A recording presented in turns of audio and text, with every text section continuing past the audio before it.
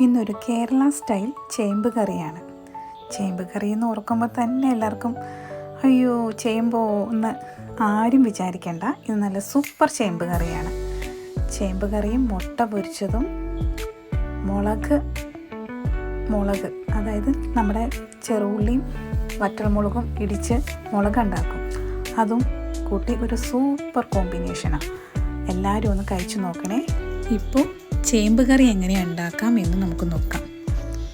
ചേമ്പ് നന്നായി കഴുകിയെടുത്ത് വൃത്തിയാക്കി അരിഞ്ഞെടുത്ത് ഇതുപോലെ കഷ്ണങ്ങളായി അരിഞ്ഞെടുക്കുക. അതിലേക്ക് അല്പം ഉപ്പും വെള്ളവും ചേർത്ത് വേവിക്കാൻ വയ്ക്കുക. ഉപ്പും വെള്ളവും ചേർത്ത് നമുക്ക് ആദ്യം ചേമ്പ് വേവിക്കാൻ വയ്ക്കാം. ഞാനിവിടെ ചേമ്പ് വേവിക്കാൻ വയ്ക്കുന്നത് കുക്കറിലാണ്. ഒരു 3-4 വിസിൽ മതിയാകും. ചേമ്പ്, ചേന, കാച്ചിൽ ഇതൊക്കെ കേൾക്കുമ്പോൾ നമുക്ക് പഴയ ഒരു കാലത്തിൻ്റെ ഓർമ്മയൊക്കെ വരും. അന്നൊക്കെ എൻ്റെ വീട്ടിൽ സ്ഥിരമായിട്ടുണ്ടായിരുന്നു ചേമ്പ്, ചേന, കാച്ചിൽ, താളൊക്കെ. ആ സമയത്തൊക്കെ ഞാൻ വെറുത്തു പോയായിരുന്നു.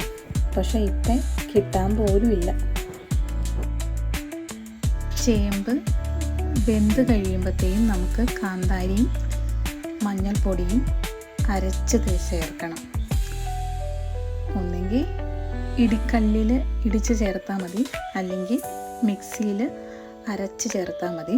ഞാനിവിടെ ഒരു ചെറിയ മിക്സിയുടെ ജാറിൽ അരച്ച് ചേർക്കുകയാണ് ചെയ്യുന്നത്.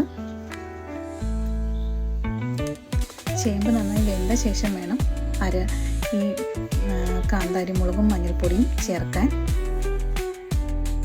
ചേമ്പ് കറിക്ക് വേണ്ട അരപ്പ് തയ്യാറാക്കാൻ തേങ്ങയും ചെറുള്ളിയും ജീരകവുമാണ് വേണ്ടത്.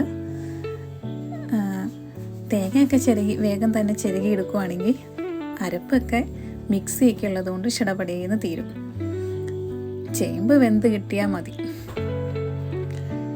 കണ്ടോ, ഒത്തിരി അങ്ങോട്ട് പേസ്റ്റായിട്ട് അരഞ്ഞു പോകാണ്ട് ഈ ഒരു രീതിയിൽ അരച്ചെടുക്കുക. അപ്പോൾ അരപ്പ് റെഡിയാണ്. ഇനി നമുക്ക് ചേമ്പ് വെന്തോന്ന് നോക്കാം. ചേമ്പ് വെന്തെങ്കിൽ നമുക്ക് ആദ്യം നമ്മൾ അരച്ച് വെച്ചേക്കണ കാന്താരി മുളകും മഞ്ഞൾപ്പൊടിയും ചേർത്ത് കൊടുക്കാം.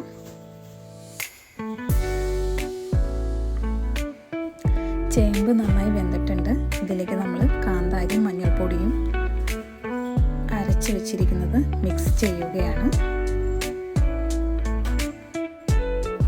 മഞ്ഞൾപ്പൊടിയും കാന്താരിയും ഇട്ട ശേഷം ഒരു 5 മിനിറ്റ് നമ്മൾ നന്നായി മൂടി വെച്ച് വേവിക്കണം. എന്നാലാണ് കാന്താരി മുളകിൻ്റെ ഒരു മക്കി മണവും ടേസ്റ്റും എല്ലാം മാറി നന്നായി സെറ്റായിട്ട് വരുള്ളൂ. നമ്മൾ ആഡ് ചെയ്ത മുളകെല്ലാം വെന്തെങ്കിൽ നല്ലൊരു മണം വരും. അപ്പോൾ നമുക്ക് അരപ്പ് ചേർത്ത് കൊടുക്കാവുന്നതാണ്.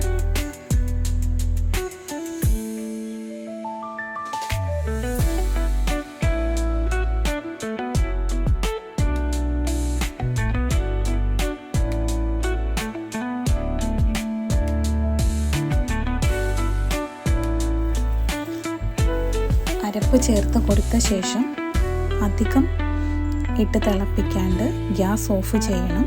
അതിനുശേഷം പച്ച വെളിച്ചെണ്ണയോ അല്ലെങ്കിൽ കടുക് പൊട്ടിക്കാം. ഇഷ്ടമുള്ളവർക്ക് കടുക് പൊട്ടിക്കാം.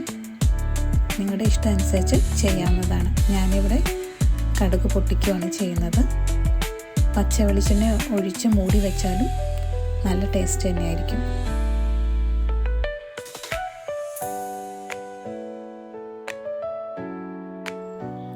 നമ്മുടെ കുട്ടികൾക്കൊക്കെ പുതിയ ടൈപ്പിലുള്ള ഭക്ഷണം മാത്രം കൊടുക്കാണ്ട് പഴയ കാലത്തെ നല്ല കറികളും ഇടയ്ക്കിടയ്ക്ക് നമ്മൾ ഉണ്ടാക്കി കൊടുക്കണം.